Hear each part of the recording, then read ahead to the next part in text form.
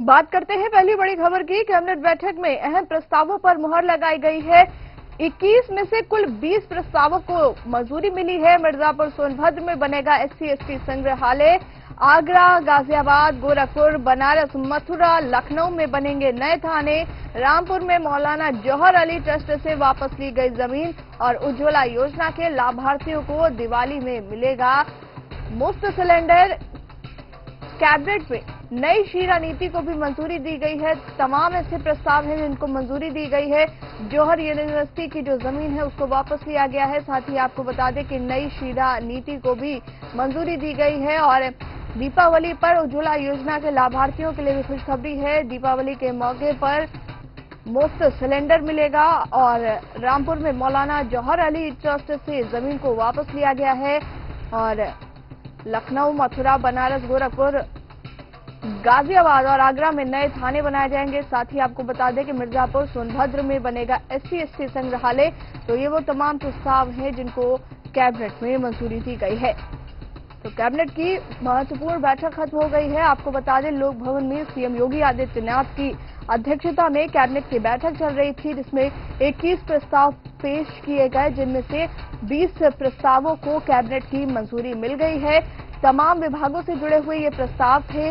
इसमें कुछ अहम प्रस्ताव जो है वो आपको बता रहे हैं। मिर्जापुर सोनभद्र में SC/ST संग्रहालय बनेगा। आगरा, गाजियाबाद, गोरखपुर, बनारस, मथुरा, लखनऊ में थाने बनाए जाएंगे।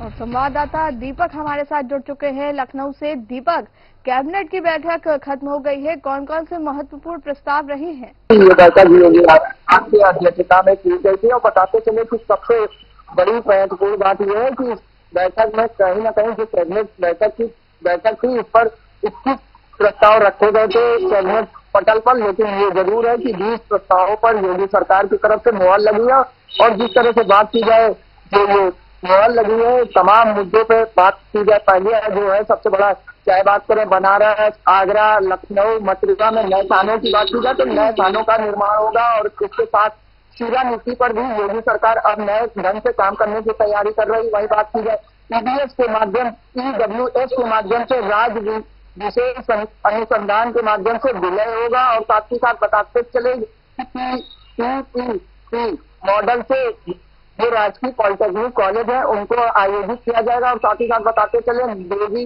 पाटन मंडल, अयोध्या, आगरा तमाम ऐसे जिले हैं जहां पर नए विश्वविद्यालय बनाए जाएंगे। और साथ ही साथ बताते कि जिस तरह से लगातार देखा जाता था डायल एंड्रोज की बात की जाए तो डायल 112 की जो योजनाएं है उसको 3 साल के लिए बढ़ाया गया और जो रिस्पॉन्स समय था वो 13 मिनट कर दिया गया। कहीं ना कहीं ये बड़ा फैसला लिया गया सुरक्षा के लिहाज से। कहीं ना कहीं जो आपातकालीन स्थिति में निपटने के लिए कहीं ना कहीं योगी सरकार की तरफ से ये बड़ा दाव चला गया। और साथ साथ बताते बात की जाए मिर्जापुर सोनभद्र की बात करें तो वहाँ पर SC/ST यानी जनजाति संग्रहालय बनाया जाएगा। इसमें 15 जातियां शामिल होंगी और बता दें इसका जो कुल बजट होगा लगभग 2346 लाख करोड़ रुपए का ये बजट है। और बात की जाए जिस तरह से लगातार योगी सरकार की तरफ से ये कैबिनेट बैठक रखी गई थी इसमें तमाम मुद्दों पर मुहर लगी है। चाहे बात की जाए उज्ज्वला योजना की 2 सिलेंडर मुफ्त देने की जो बात हो रही थी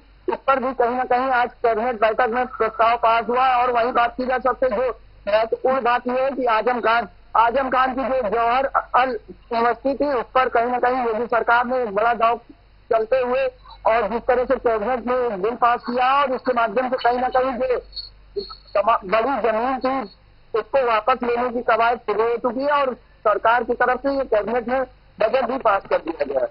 दीपक, जिस तरीके की ये बैठक रही है, कई अहम प्रस्ताव इसमें पास हुए। देखने वाली बात यह है कि हर तबके को छूने की कोशिश की गई है, दीपावली को खास बनाने की कोशिश की गई है। और कृषि की अगर हम बात करें तो कृषि क्षेत्र के लिए क्या कुछ खास रहा है? जिस तरह से हमने सुबह ही कहा था कि कहीं ना कहीं सरकार जो आज ये कैबिनेट बैठक है ये हर वर्ग को, हर समाज के लोगों को, हर जाति के लोगों को, हर आयु के वर्ग के लोगों को साधेगी। तो कहीं ना कहीं हर तरीके से देखा ये जा रहा है जो आज ये कैबिनेट बैठक हुई है इसमें कहीं ना कहीं सर्व समाज सर्व समाज को सम्मिलित किया गया, चाहे औद्योगिकरण विकास की बात हो या नए थानों की बात हो, नए परियोजनाओं की बात हो या जिस तरह से कृषि विभाग की बात करें, तो कहीं ना कहीं किसानों के जो गन्ना मूल्य समर्थन की बात लगातार की जा रही है, तो कहीं ना कहीं अब किसानों की समस्याओं को लगातार योगी सरकार आज कैबिनेट पटल पर रखती है और उस पर भी प्रस्ताव पारित किए गए। तमाम प्रस्तावों पर मुहर लगी है और साथ ही साथ बता दें, जिस तरह से योगी सरकार की कार्यशैली है, तो कहीं ना कहीं ये आम जनमानस के लिए बड़ा, आम जनमानस की बात की जाए, चाहे तमाम प्रदेश में रहने वाले लोगों की बात की जाए, तो ये कैबिनेट बैठक के माध्यम से आज बड़ा प्रस्ताव पर मुहर लगाया गया है। जी दीपक, अगर हम बात करें लॉ एंड ऑर्डर में इम्प्रूवमेंट की, तो आप इस बैठक के प्रस्तावों को कैसे देखते हैं? दूसरी अगर बात की जाए लॉ एंड ऑर्डर की, तो कहीं ना कहीं जो डायल 112 की बात करें, तो उसका जो रिस्पॉन्स समय था उस पर लगभग 13 मिनट कर दिया गया। 13 मिनट में ही रिस्पॉन्स करना है और समस्याओं का निस्तारण करना है। वही बात की जाए डायल 112 की, तो जो करार था इनमें से भी जो एक एमओयू साइन था उसको भी 3 वर्ष के लिए बढ़ाया गया। तो कहीं ना कहीं सुरक्षा के लिहाज से व्यवस्था तो की जा रही है, लेकिन हाँ ये जरूर है जिस तरह से प्रदेश में जो कानून व्यवस्था ध्वस्त है, तो इसको लेकर कहीं ना कहीं अभी कुछ चीजें छूटी है। अगले कैबिनेट बैठक में जरूर इस पर प्रस्ताव और मुहर लगती हुई दिखाई देगी। बिल्कुल दीपक, जिस तरीके से लगातार सरकार शिक्षा के लिए तमाम दावे करती रही है और जिस तरीके से मॉडिफिकेशन की हम बात करें या आधुनिक शिक्षा की जिस तरीके से हम बात करते हैं, तकनीकी से शिक्षा को जोड़ने की बहुत प्रयास किए जाते हैं। इस बैठक में तकनीक से जुड़ा क्या कुछ है जो शिक्षा से जुड़ा हुआ है?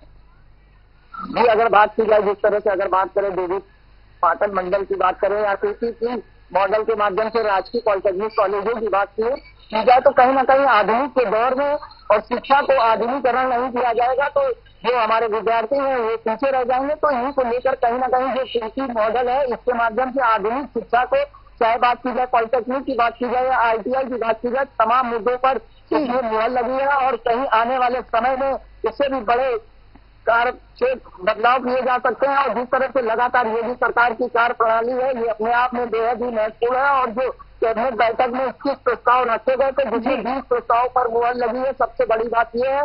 और बताते चले कि कहीं ना कहीं आधुनिकीकरण से शिक्षा का जो स्वरूप है वो बढ़ेगा और योगी सरकार ने उस पर भी एक बड़ा काम किया। चाहे विश्वविद्यालय की बात की जाए, चाहे पीपी मॉडल के माध्यम से राजकीय पॉलिटेक्निक कॉलेजों का सुधार किया जाए या उनका शहरीकरण किया जाए, तो ये बड़ा बेहद ही महत्वपूर्ण कदम है। जी बिल्कुल दीपक, आप हमारे साथ बने रहिएगा। तो बड़ी खबर आपको बता रहे हैं, यूपी कैबिनेट की बैठक खत्म हुई जिसमें करीब 21 में से 20 प्रस्तावों को मंजूरी मिल गई है। काफी अहम प्रस्ताव थे ये और जिस तरीके से आज की चर्चा रही है, साफ तौर पर ये बात निकल कर आती है कि हर वर्ग को कुछ न कुछ लाभ पहुंचाने की कोशिश की गई है।